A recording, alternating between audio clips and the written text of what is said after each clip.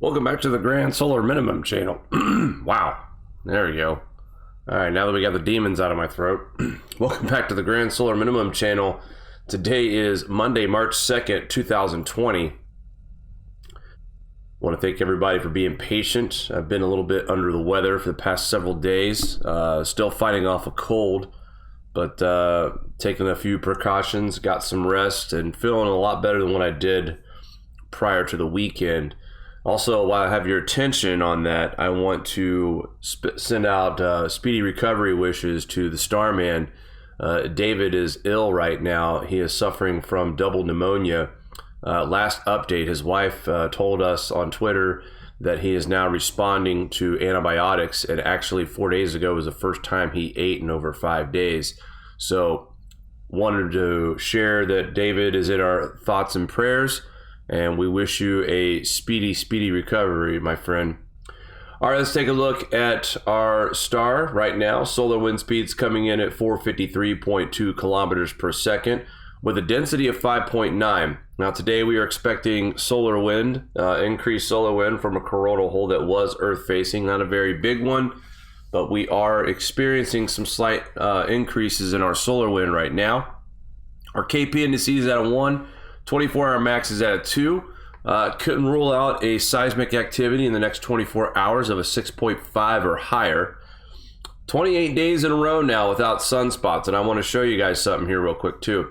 That's 44 for the year. 72% of 2020 is without sunspots. Now remember, we finished 2019 with 77% of the year spotless. But let's go over to our website, thegrandsolarminimum.com. And this is important because we were following this last week.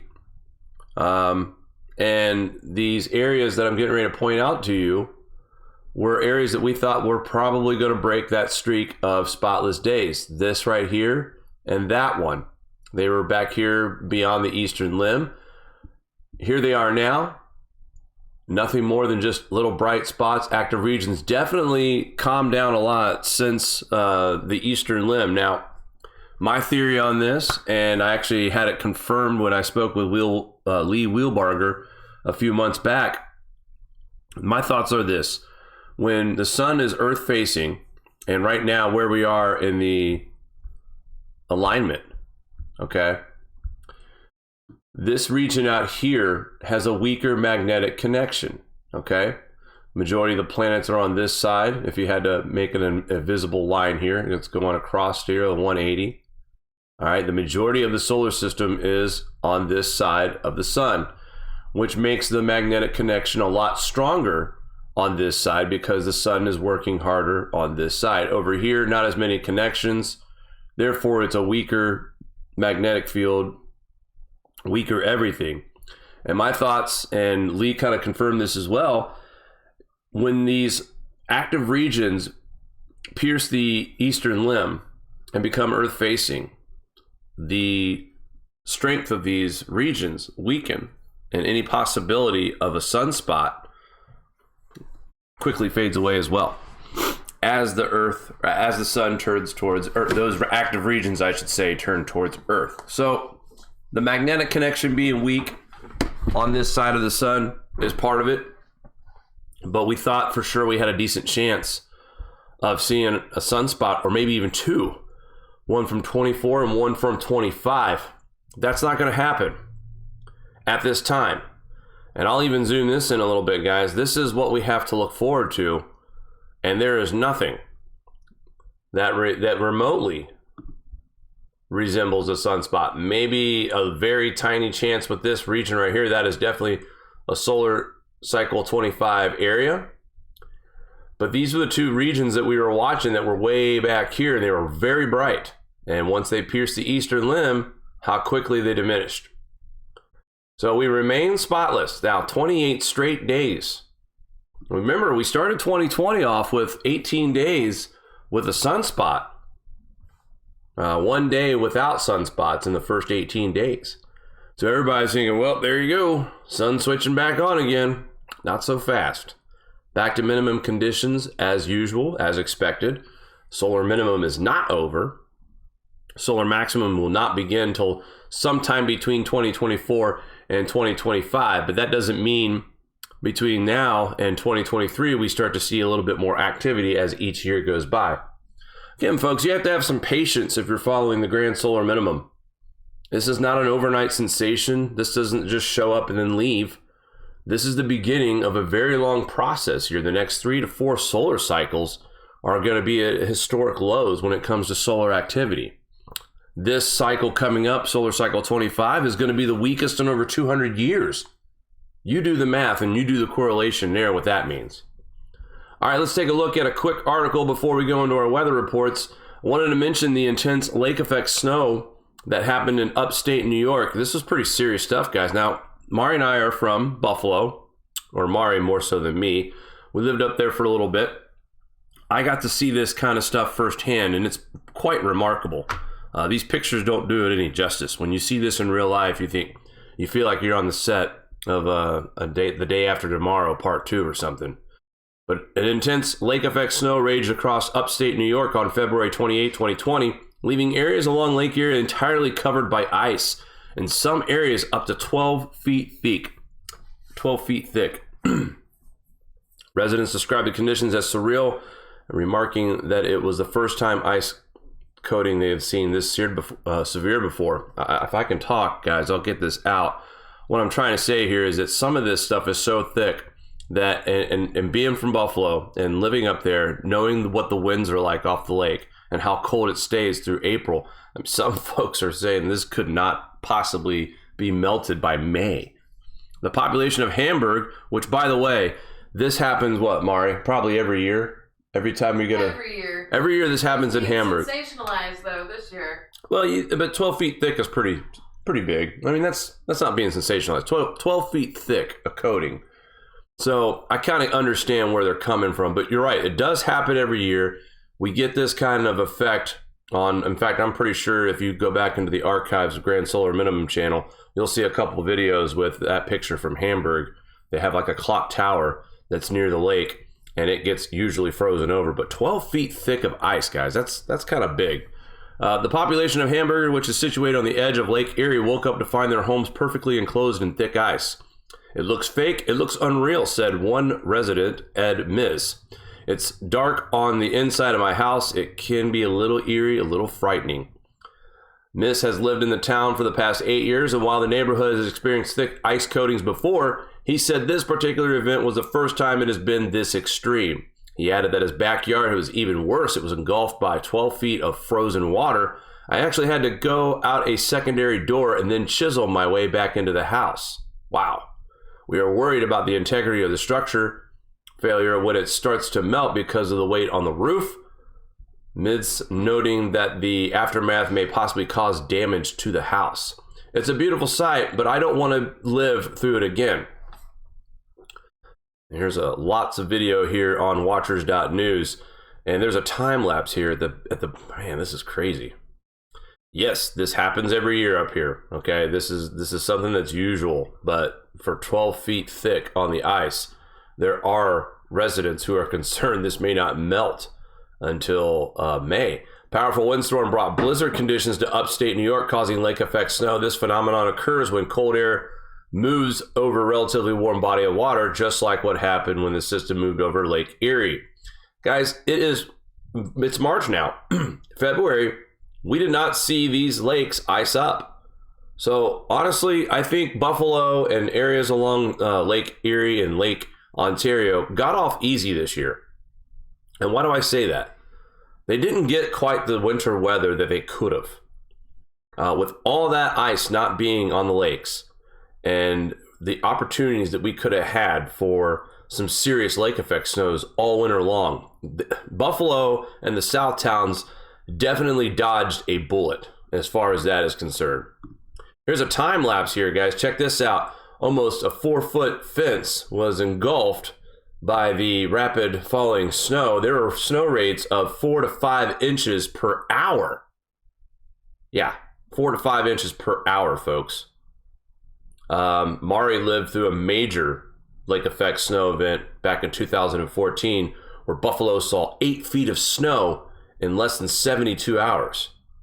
Just completely buried cars in the streets. I mean, it was like a winter wonderland. Mari had to walk to the store with a sled with her child. There was no car driving down the roads after that storm. If they had to go to the store, they were doing it by sled that day or two. National Guard was there digging them out. So let's take a look at NOAA and the snowfall amounts that happened around here. Now they're saying somewhere around 12 to 18 inches of snow in some of the south towns. I think there's some local isolated areas that picked up more snow than 18 inches. However, we can only go by the numbers that are reported here by NOAA. And the heaviest snow is up near Kingston. Well, that's in Canada, but more off of Lake Ontario, seeing more of the snowfall, believe it or not, than the south towns of Buffalo. All right, let's check out our weather here for our friends across the pond. And boy, is it a wet one. Italy, Florence, Italy, Milan, Switzerland, snow in the Alps, rain across France, showers and snow in Scotland, Ireland, and the United Kingdom. All three areas experiencing a mix of everything at this point. Let's see if I can... Oh, that's it. All right, good. So let's take a look at the forecast.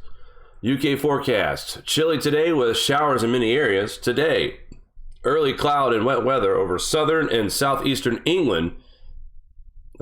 Clearing will be soon, though, according to this report. Otherwise chilly and breezy with sunny skies and showers, heaviest and the most frequent showers to the north and the west. Tonight, further showers for many northern and western parts of the UK. Showers heavy at times and wintry over some hills. Drier over the eastern and southern England. Risk of icy patches as well. Tuesday, another chilly day with a mixture of sun and showers. Heaviest and most frequent showers in the north and west. Less breezier than today. Let's go ahead and take a look at our weather here in the United States. The lower 48. Rain getting ready to embark on the Ohio Valley. Central Tennessee and Kentucky already experiencing some heavy showers. Mississippi, Alabama also in on the fun as this will continue to trek eastward into the northeast. We've got some snow in Maine, freezing rain in upstate New York, and snow showers in parts of Connecticut and Massachusetts. Vermont and New Hampshire also had some light snow earlier. Hello, Matt. You have some snow showers, light snow showers out here in Nebraska. Nothing too serious. A heavy band getting ready to move through your area. Meanwhile, in Denver, Colorado, kind of mix off and on snow showers. There is more snow to the northwest, and my map doesn't want to work. So let's just go right to, oh, here we go. So today, nothing of significance to speak of as far as in the northwest, but more snow is on the way, as I was saying. Let's check out what our weather forecast is going to look like here. First, we'll go with the wind chills. If I can get this to work. All right, we're doing well tonight. Yes, this is what happens when you miss a few days, guys. Wind chill is going to be cold in the northwest, and the northern plains, the far northeast, but really it's going to be like spring for most of us in the Ohio Valley and southward. And then we'll take a look at the frost freeze line, which will probably be similar to that. It is indeed. And then the highs for today, well, we're going to see some warmer weather in Texas, kind of cooling down a little bit in the south. 50s and 60s for the most part. Some isolated 70s. Very cold across the Rocky Mountain region, Idaho and Montana. The northern plains also still experiencing 30s. Meanwhile, the rest of us will be in the 40s today. In the northeast, the Ohio Valley will be flirting with the 50s as well. And then tonight's low temperatures, well, still pretty cold out there in the northwest and across the Rocky Mountains, the northern plains and the Great Lakes, the upper part of the northeast. But if you live in the capital region and southward, not too hateful for overnight lows for March 1st. And it definitely feels like that spring is around the corner. So NOAA's got storms in the south, heavy rain possible in Tennessee, mixed precipitation in the northeast, snow showers in the northern plains, and mixed precip in the northwest. And then we look at tomorrow, Tuesday, February 3rd, more of a mess in the northeast, heavy rain across the south in Texas, parts of Alabama, Georgia, more rain on for you guys. Excuse me, guys. Still struggling here to try to get back into form. And, of course, mixed precip in the northwest as well. And then for Wednesday, it's just going to continue to rain in the south. Flooding is now possible across Alabama, Mississippi, and Georgia. Parts of Louisiana could be also affected by this. And then if you just live in the northern part of the United States, well, you're just going to see a possibility of some sleet, mix of snow and ice for the first 3 days of this week. So let's take a look at our tropical tidbits. Guys, I gotta say that I thought we were going to have a major snow on the 7th of March, 6th and 7th. Right now, that snow is going to be light at this point. Upstate New York into Vermont, New Hampshire, Maine, light snow showers possible on the 4th of March. Lots of rain in the south. We thought that system was going to link up and go to the northeast. And I'm talking about this system right here. But it does not. It stays more east than northeast, bringing in a little bit of light snow by the 6th of March. But this system was supposed to be right in this area and has since trekked further east. So we're just going to see some light snow here, guys. Temperatures will barely be cold enough. We'll probably see 1 inch to 2 inches of snow from this snowfall. That's a major bullet we're dodging here. Now, the old Farmer's Almanac says we're going to get a big snowstorm in March. Right now, the GFS is going out to the middle of March. I don't see it yet. And I'm not saying there's not a chance for a cold blast here at the end. But right now, we are looking at lots of rain. Ohio, you might get a quick burst of 1 to 3 inches around the 10th of March.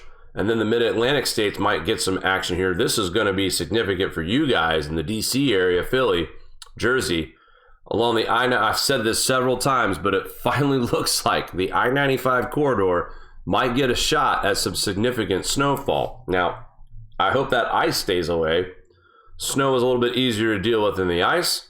Lots of rain in the southwest, moving into the south. And like I said, snow in the northwest where it's still cold, but lots of rain here from the plain states all the way over to the Ohio Valley into the northeast. So right now, we are going to have a wet, raw March, and possible that 1 or 2 snowstorm that could pop up but quickly melt because temperatures look like they're trying to rebound. Now, the northeast and the northern plains still look like raw March days, mid-30s, low 40s possible. But I'll have more on that update tonight, guys. We'll do a full look at temperatures. We'll look at forecasts over the seas in Europe. See if what we're going to be experiencing over the next several days is, are we going to get more snow, more rain? Winter is almost wrapped up. As you all know, March 20th is the first day of spring, technically. But we still have a few more weeks of colder air that could be making its way here and other places around the world. Guys, I want to say something. This winter has been a strange winter, up and down for everyone. But the Middle East has gotten shellacked this year with snowfall. I mean, if it was supposed to happen here in the UK, it missed out. It skipped us and went to the Middle East and snowed all winter in the desert. We've seen some amazing footage from Turkey, especially 20 feet of snow, several times where they've had heavy snow this year. So we are not short on supply when it comes to snow. All right, guys, that's going to do it for me this morning. We hope everyone has a great day. Again, our thoughts and prayers with Starman. Have a speedy recovery, sir, and we will talk to you very, very soon. Guys, take care. We'll see you later. Do you like this show? Give us a thumbs up. Want to support us more? Share to your favorite social media platform. Buy a t-shirt or become a Patreon. All links are in the description below.